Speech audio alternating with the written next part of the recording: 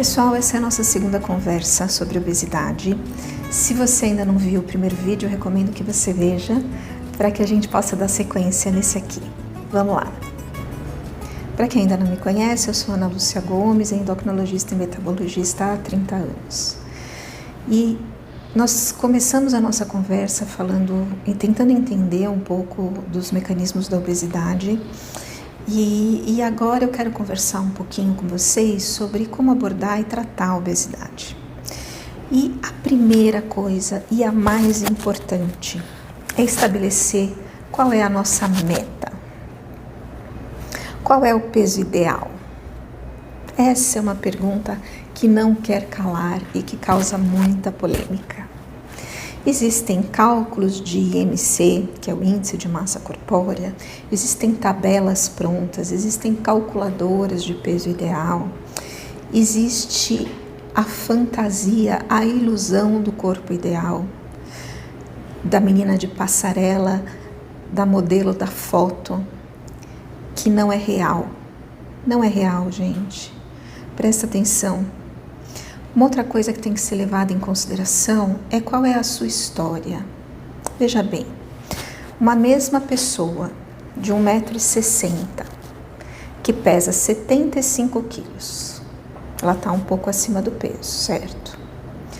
Porém, se ela sempre foi magra, ela sempre pesou 60 quilos, por causa de uma gravidez, por causa de uma questão de ansiedade, ou por causa de uma viagem, ou por causa de uma mudança de rotina, ela engordou.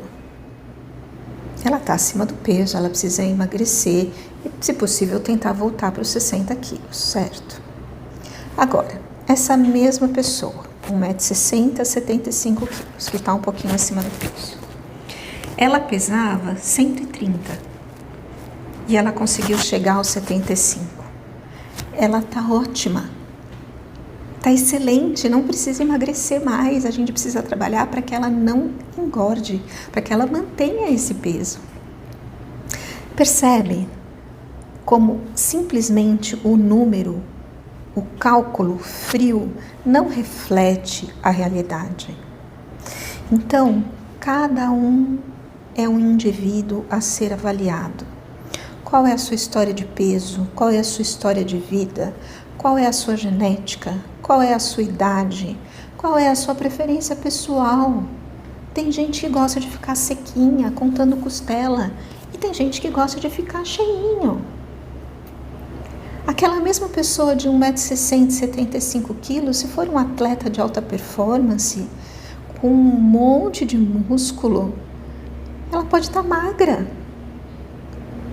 Então, gente, não façam isso com vocês mesmos, nem com os outros.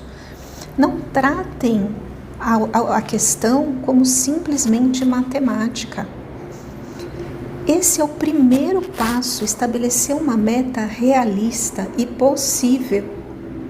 Porque não adianta eu falar para uma pessoa que a vida inteira foi acima do peso, que ela vai ficar super magra com índice de massa corpórea de 20, porque ela vai se frustrar e vai acabar ficando mais ansiosa, vai acabar ficando depressiva, vai reganhar peso e vai acabar desistindo de uma meta que poderia ser mais realista e trazer muito benefício para a sua saúde.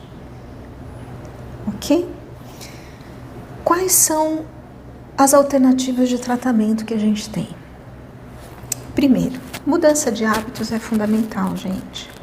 Não tem milagre, certo? Não tem um remédio que vai fazer você pesar 20 quilos a menos comendo exatamente a mesma coisa e fazendo a mesma coisa de atividade física.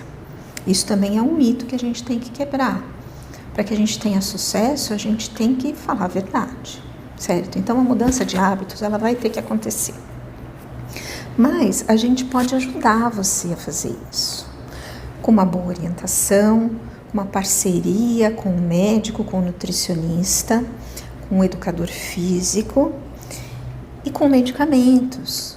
A gente tem medicamentos que tratam os mecanismos da obesidade, assim como a gente tem remédio que trata a pressão alta, que trata a diabetes, que trata qualquer doença, certo? Então existem medicamentos que diminuem a ansiedade, que melhoram a depressão, que diminuem a fome, que diminuem a compulsão, que diminuem o desejo de comer. Qual é o problema principal? Você come muito na refeição? Ou você come pouquinho, mas no pré-menstrual você come muito doce? A abordagem é totalmente diferente daquela pessoa que tem muita fome e come muito somente nos horários da refeição. A pessoa que belisca o dia inteiro e que não come comida, a abordagem também é diferente. Então, cada caso tem que ser individualizado e cuidado diferentemente, de forma personalizada, individual. E é importante que na relação médico-paciente se estabeleçam metas realistas e conversadas e que sejam de comum acordo, que tragam saúde e bem-estar físico e emocional. Não adianta ser só físico e não adianta ser só emocional. A gente precisa conciliar as duas coisas. E a cirurgia bariátrica? Esse vale um novo vídeo, tá bom? Vou fazer um vídeo só de cirurgia bariátrica pra gente. Um abraço.